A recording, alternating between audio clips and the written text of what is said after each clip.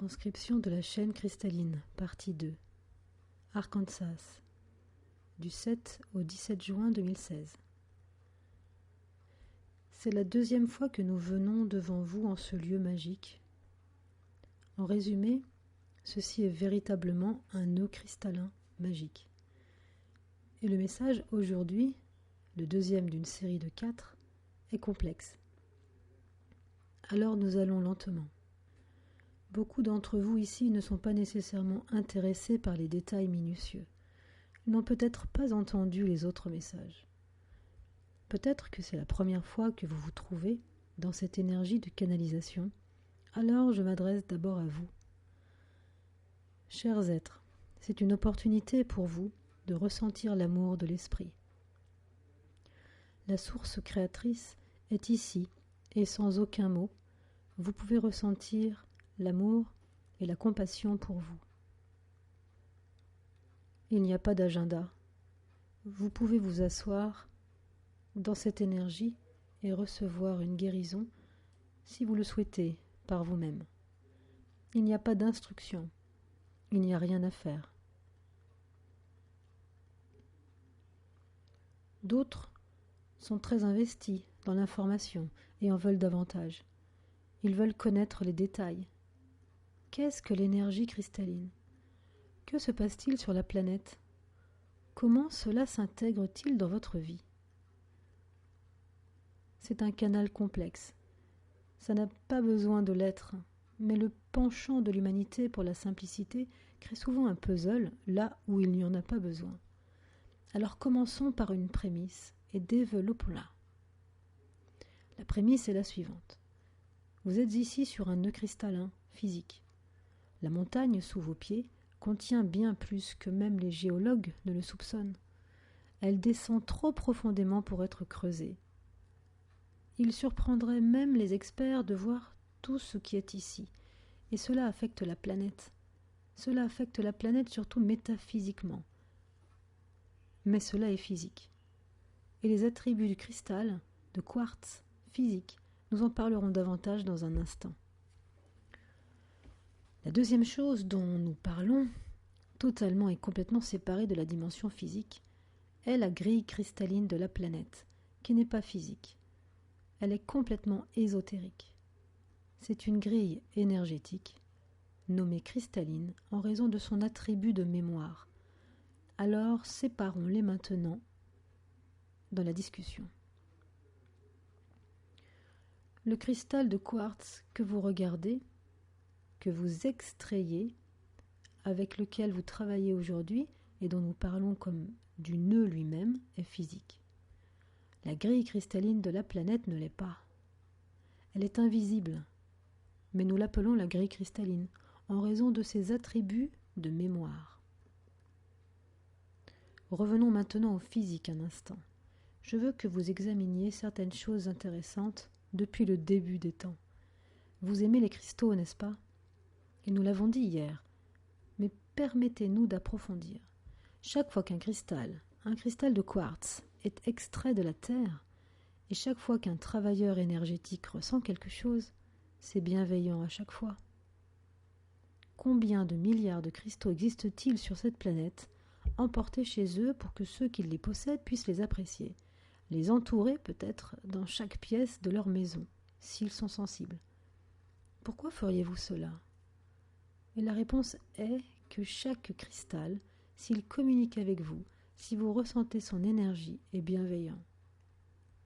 Vous ne creusez jamais un cristal dans le sol et il ressort en disant « il y a le malheur à venir ». Quelles sont les chances qu'un phénomène géologique qui pousse dans le sol au fil du temps et que vous preniez en tant qu'être humain vous procure du bienfait? Quelque chose se passe ici. Ce ne peut pas être un hasard de la nature. Vous ne vous rendez jamais dans une boutique de cristaux où ils organisent les cristaux en fonction du bien et du mal, de l'obscurité et de la lumière, du malheur et de la joie. Chaque cristal, quel qu'il soit, est bienveillant. Il vous chante. Certains vous parlent. Certains sont simplement là, et vous voulez méditer autour d'eux parce que cela vous fait du bien. Et cela tempère l'énergie pour que vous puissiez mieux faire. Pensez à cela. Ces dernières années, vous avez même commencé à catégoriser les cristaux métaphysiquement. Avez-vous entendu parler du cristal lémurien ? Selon le gardien de la Terre, un cristal lémurien n'est pas une dénotation géologique, c'est une désignation ésotérique. Et n'est-il pas intéressant le nom que vous avez choisi ? Cristal lémurien. Pourquoi celui-ci ? Et la raison est qu'un travailleur énergétique, une vieille âme, même s'ils ne peuvent ne pas être d'accord sur ce qu'était et où se trouvait la Lémurie, c'est un concept des origines premières. Alors l'humanité commence même à se réveiller à un nouveau potentiel de ce que les cristaux essayent de vous dire.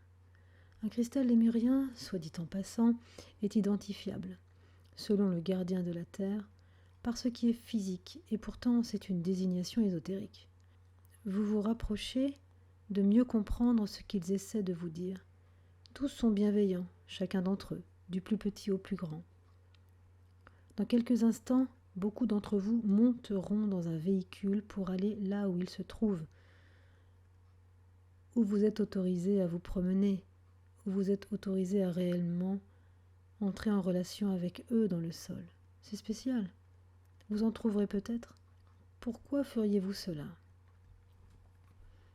La réponse est la suivante. Certains ont des messages différents. Certains ont différents propriétaires. Et si on réfléchit à cela, s'associe-t-il alors à la conscience d'un être humain individuel ? Maintenant, dois-je vous dire oui ou non à un groupe comme celui-ci ? Il vous appelle. Il y a beaucoup plus de cristaux que d'êtres humains, et beaucoup d'entre eux peuvent appeler de manière spécifique. C'est une idée charmante. C'est ce qui vous amène ici. C'est ce qui fait que vous souriez lorsque vous les regardez. Je veux que vous vous souveniez de ces attributs maintenant, que nous parlons de ceux qui ne sont pas physiques, que nous appelons les attributs de la grille cristalline. Et ensuite, nous allons décrire la relation entre le nœud physique, ici, et l'aspect ésotérique invisible, qui est la grille de la planète, appelée cristalline. Rappelez-vous, l'un est physique, le cristal, l'autre ne l'est pas, la grille cristalline. Qu'est-ce que la grille cristalline ? Nous l'avons enseignée, nous l'avons décrite. Mais ici, dans ce nœud, tout prend forme. Je veux vous raconter une histoire afin que vous compreniez vraiment à quoi sert la grille cristalline, ce qu'elle fait et comment elle fonctionne. Imaginez en ce lieu même, imaginez une bataille. Souvent, c'est frère contre frère. C'est la guerre civile. Imaginez que vous êtes dans cette guerre, que vous êtes un soldat et non un guerrier. Vous êtes probablement un fermier. On vous remet une arme. Vous représentez une idée. Vous êtes envoyé sur le champ de bataille, revêtu d'un uniforme qui ne vous va probablement pas. Certains d'entre vous ont des chaussures, d'autres n'en ont pas. Dès le début de la bataille, la balle atteint la cible. Et vous savez que vous êtes blessé, mortellement blessé. Vous tombez sur la terre. Je vais vous dire quelque chose. Tous les hommes et les femmes meurent différemment. Mais il y a une chose que vous avez en commun dans ces derniers moments de la mort. Vous oubliez la bataille. Vous vous fichez de savoir qui gagne. Vous sentez le sang s'échapper, la force de vie s'en va. Et c'est vrai ce qu'ils disent, que l'âme et le cerveau coopèrent pour ralentir les choses pendant un instant ou deux. Et la chose à laquelle vous pensez n'est pas la bataille. Vos oreilles n'entendent plus rien. Vos oreilles n'entendent plus le bruit de la bataille, les cris, les gémissements et les coups de feu. Et au lieu de cela, vous entendez votre mère, et l'amour prend le dessus. Peu importe ce qu'ils disent dans les derniers moments de la mort, l'amour et la compassion l'emportent. Et même si vous souffrez, votre âme et votre cerveau repassent sur le sourire de votre mère, de vos frères et sœurs, peut-être de votre partenaire. Il y a du drame là-dedans, la mort qui survient, puis tout est calme. Et sur ces champs de bataille de cette guerre civile, il y a des dizaines de milliers de ces histoires. Maintenant, je vais vous poser une question. Être humain, en ce moment même aujourd'hui, certains d'entre vous sont entrés sur ces champs de bataille. Avez-vous ressenti quelque chose ? Certains d'entre vous qui n'ont pas eu d'expérience là-bas l'ont ressenti quand même. Question à méditer. Qu'est-ce qui se passe pour que vous ressentiez quoi que ce soit? La Terre a-t-elle une mémoire? Avez-vous appuyé sur un bouton? Avez-vous une vidéo? Et la réponse, en réalité, c'est oui. C'est ce que fait la grille cristalline. Elle se souvient des choses les plus dramatiques de l'histoire qui se sont produites. Ce n'est pas seulement sur les champs de bataille. Je parle de ce que vous appelleriez le continent américain, ici et maintenant. J'aimerais en parler. Crayon, pourquoi ne parlez-vous pas des autochtones des régions d'Amérique? Je vais vous dire quelque chose. Tout d'abord, il n'y en avait pas tant que ça. Deuxièmement, ils étaient en alliance avec la Terre. Ils connaissaient Gaïa. Avant d'affronter l'influence européenne, ils étaient chez eux avec Gaïa. Il n'y avait pas beaucoup de drames. La grille cristalline était presque neutre. Ils connaissaient les énergies des ancêtres, du nord, du sud, de l'est, de l'ouest.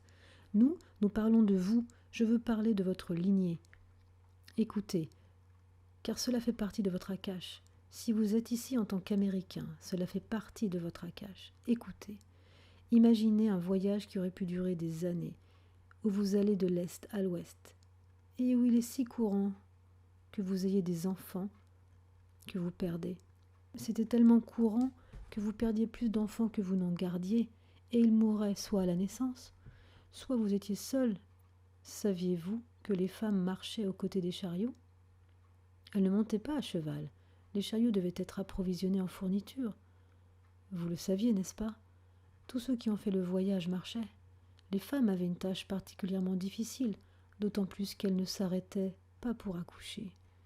Vous en avez perdu trop.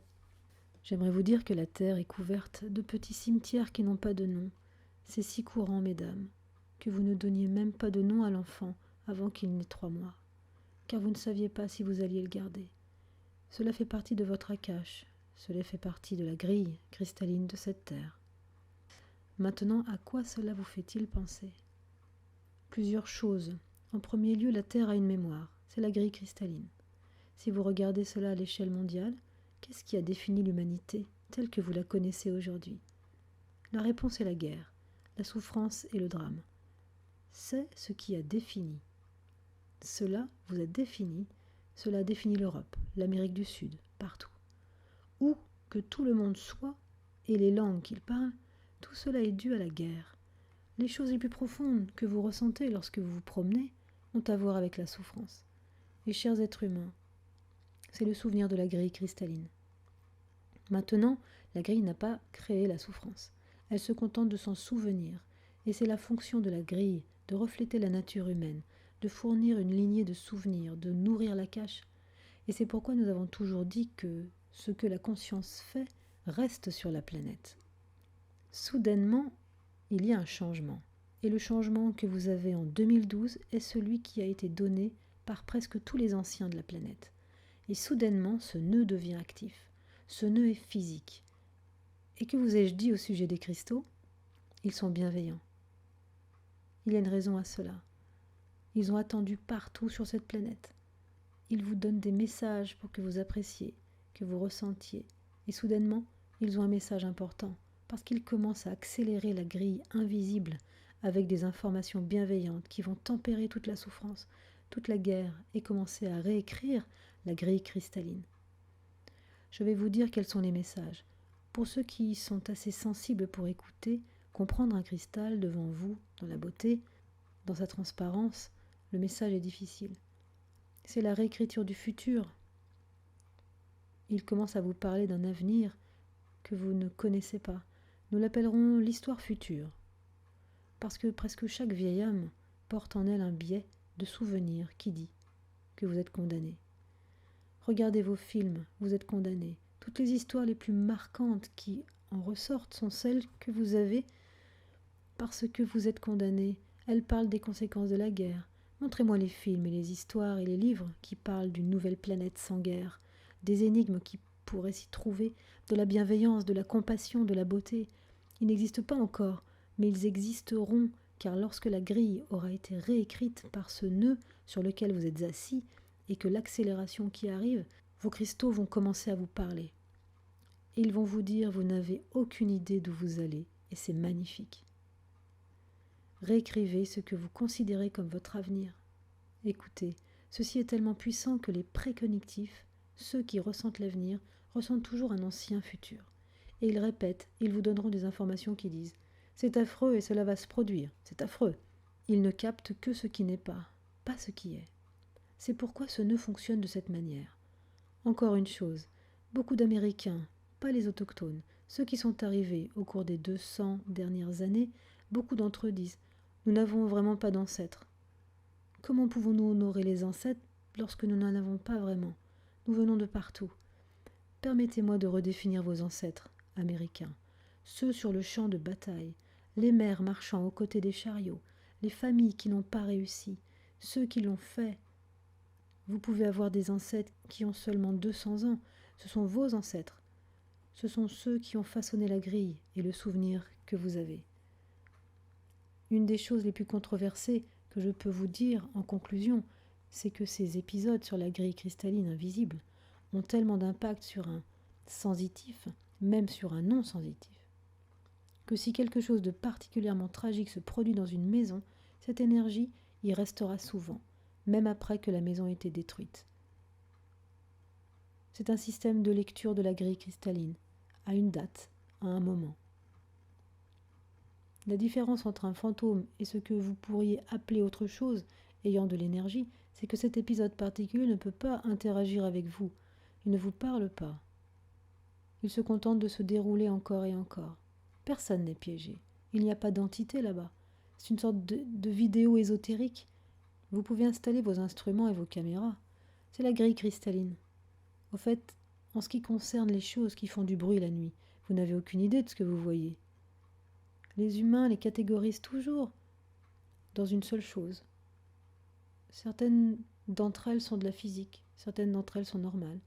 Viendra un temps où vous vous moquerez de vous-même d'avoir eu peur de quelque chose de magnifique. Et un jour, lorsque vous pourrez voir des choses multidimensionnelles, vous comprendrez exactement ce qui se passe.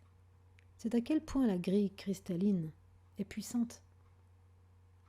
Cher Crayon, vous me dites que lorsque vous réécrivez cette grille à partir de ce nœud, même ces choses peuvent changer? La réponse est oui.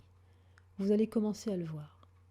Des hantises qui ne sont plus, des énergies qui ne peuvent plus être ressenties, là où des choses tragiques se sont produites, où des gens sont morts, des fleurs qui poussent, là où les fleurs n'ont jamais poussé, le soleil brille dans les endroits sombres. Voilà la prédiction de la planète après 2012. C'est la raison de cet endroit. Il a toujours été là, en attente. Le message qui vous est adressé, réécrire votre avenir. Maintenant, les cristaux dans votre maison et tout autour de vous ne sont pas seulement bienveillants. Le message est clair. Avez-vous un biais de catastrophe? Nettoyez-le, car vous n'allez pas encore atteindre ce futur qui est là lorsque vous vous attendez toujours à ce que l'autre chaussure tombe, lorsque vous vous attendez toujours à quelque chose de mauvais. Quel est votre biais concernant votre vie? Quel est votre biais concernant votre âge? Tout cela peut être réécrit, et c'est ici que cela se fera. Si vous êtes en mesure d'aller à la fouille aujourd'hui, écoutez, car il y en aura certains qui vous parleront. Ils diront « Ah, nous avons attendu des millions d'années pour vous. » C'est un peu différent. Et il en est ainsi.